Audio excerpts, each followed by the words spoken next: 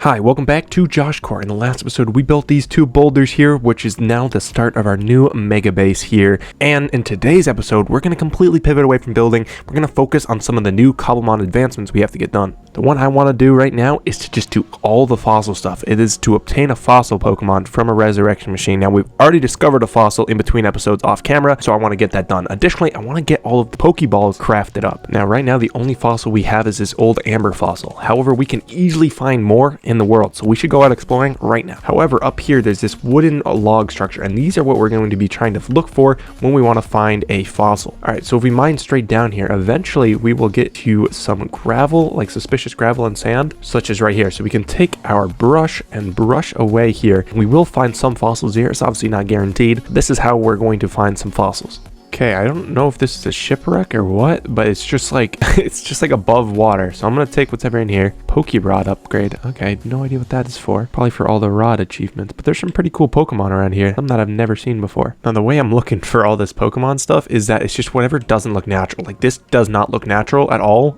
like the way it generated, and I'm pretty sure this is going to be a fossil thing. So we just destroy some of this. We should be able to get in here, and we might get a new fossil. All right, we're back at the base here, and this is everything we have gotten through this journey here. Now I'm gonna kind of organize all the fossils and get what we need. All right, I think we got all of them, and looking at the old JEI thing, I think we haven't missed any fossils, which is perfect. Which brings us to the next step. We actually have to craft ourselves a fossil analyzer and a data monitor and all that fancy stuff so we can actually do stuff with these fossils. First up, let's craft ourselves a fossil analyzer, just like this. Now let's make ourselves a restoration tank, which is going to need a revive, which once again is made by taking heal powder and honey, which we have plenty of. And we can make a restoration tank now. Next up is a data monitor, which is probably our simplest one. There we go. Now we have all the necessary things, and we can lay them out like this. Now we need to fill this thing up with some resources. Now, it doesn't matter what we fill it up with, it just needs to be like an organic thing. I found best to use pumpkins, just because we have so many on hand, and we can fill it up like this. Now we got to insert our fossils in here. Let's go in alphabetical order here, or the order listed on the JEI thing, and start with the Helix fossil. Now this will take about 12 minutes to grow, so I might even craft some more of these entire setups here, just to speed up the process.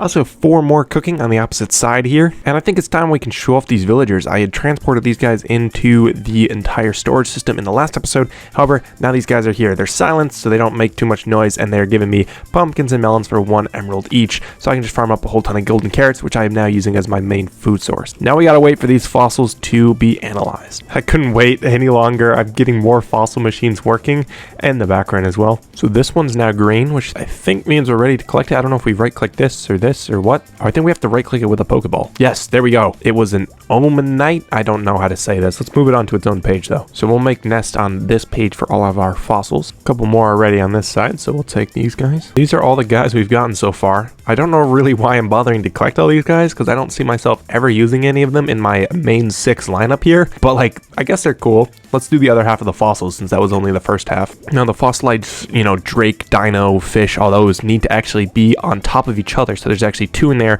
which will give us a certain type of Pokemon, which you can see on those over here. The rest, you can just place the fossil in itself. And there we go. These are all the fossil Pokemon you can get in Cobblemon, basically. It's pretty interesting to see these guys. You can see where the mix between them all occurred with the different fossils here. The only one that I would maybe consider putting into my lineup is Tyrant, just because it looks like a T-Rex. I'm going to be honest, no idea that there were even fossil Pokemon in Cobblemon. This is my first time doing it. I literally just figured this out through the advancements tab. Bring him in for Sausage Dog here. We can put Sausage Dog on the bench and bring in Tyrant for now. And let's even name this guy Yoshi, because it's a dinosaur. And then the next thing I want to do is what I mentioned at the start of the episode, and that is to actually get all of the Pokeballs here. I've made this little area that is passively growing as apricorn berries, so we're going to do a big harvest of these all right now and see if we can craft every single Pokeball in the game. Alright, we've done a full harvest here, and let's get out every single apricorn berry we possibly have, which will give us the best chance to craft all of these. Now this kind of feels like cheating, but we can use the JEI menu to literally know how to craft every single one. We've obviously been using the red ones for a while, so let's start with the yellow ones. Every single Pokeball will be crafted this way, and will just give us one of every type. There's green, and blue, and pink, and white, and black. Weirdly enough, that has already given us a full palette advancement. These are also called Citron Ball, Verdant Ball, Azure, Rosette, Premier, Slate. I didn't even know that. I just thought they were called blue, green, yellow, pink, etc., etc.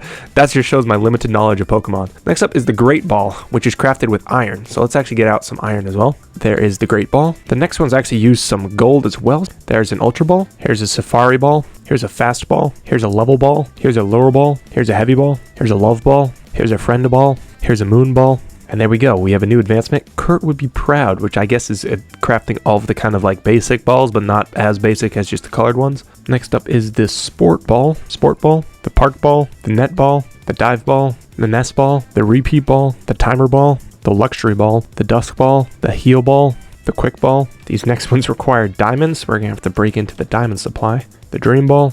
This one we actually can't craft. It's the Beast Ball and we need Echo Shards. We'll come back to this in a bit. Same with this. This is the Master Ball and we need a Nether Star and some Netherite ingots, which we're definitely a far way out from getting. And then the rest of these are Ancient Balls, which we're going to actually need to grow some Tumblestone. Luckily for us, I actually have those Tumblestones here. And if we come back into this area, which I bet you didn't even know about, they need to be placed on a block that has lava next to it. So if we go like this, not only do we get a new advancement, but we can also start farming Tumblestone. These things actually go pretty quick.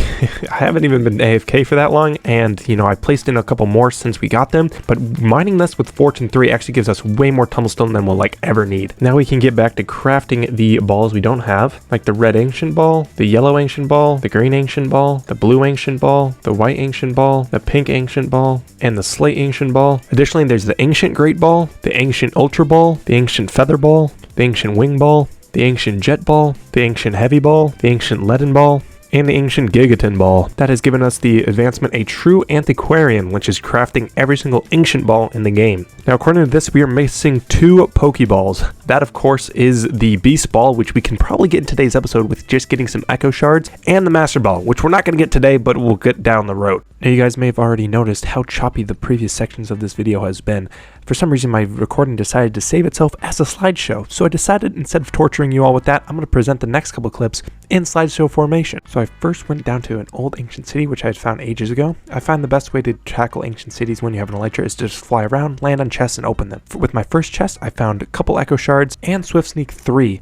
Then I opened another chest, found Silence Trim, which was awesome, and the other remaining Echo Shards that we needed. I then immediately flew away because I realized what I have is all I need, so there's no point in risking death. I then returned to my base, crafted a Beast Ball, and applied the Swift Sneak 3 onto my new pants, which are now appropriately named Josh's Poke Pants. If you hate the name, deal with it. I then realized the crafting recipe for the Master Ball is actually quite simple, and there's no point in delaying the inevitable, and I decided to head to the Nether. I headed to a Nether fortress where I quickly took out 3 Wither Skeletons in the following laggy clips. Oh, there we go. There's our first one. There's our second one. There is the last one, finally. As you can tell, I was pretty thrilled to get the final Wither Skull, which is all we needed to kill the Wither. I then realized I needed Netherite, so I went mining for that. Oh, hey. Oh, yes, sir, 4. Okay, perfect. That is, I think, the perfect amount we need. I then smelted the Ancient Degree into Netherite scraps, and then crafted myself 3 Netherite ingots. Thank God I said that correctly. If you know, you know. I then spawned the Wither, and killed the Wither, then crafted ourselves a Master Ball in the following clip. Now this is honestly quite a big waste here, but we're going to make ourselves 1 Master Ball. It's a guaranteed capture, so we might use it down the line, but we got ourselves the Pokeball Maniac Challenge. It has a huge advancement checked off here, so I'm very happy to complete that one. There we go, we have a whole ton made. So now let's take these shulker boxes full of the balls and decorate each floor with different types. So here we have the room, honestly kind of lackluster. I had a whole plan to, put a whole ton of display cases and item frames and stuff. There's not a lot of room in one of these rooms, so I basically put all the standard and basic balls in the middle, and then put all the ancient balls on the left, and then all of everything else on the far right. With that room completed, I'm going to call that an episode for today. We got a ton of advancements done. I mean, there's the simple ones like tumbling down, which I got just when I was trying to make the ancient balls. We, of course, crafted every single Pokeball in today's episode, as well as done a whole ton of fossil stuff as well. However, the next episode is going to be heavily build-based, so make sure you like the video and subscribe because you won't want to miss it. Thanks again for watching. Stay tuned for more.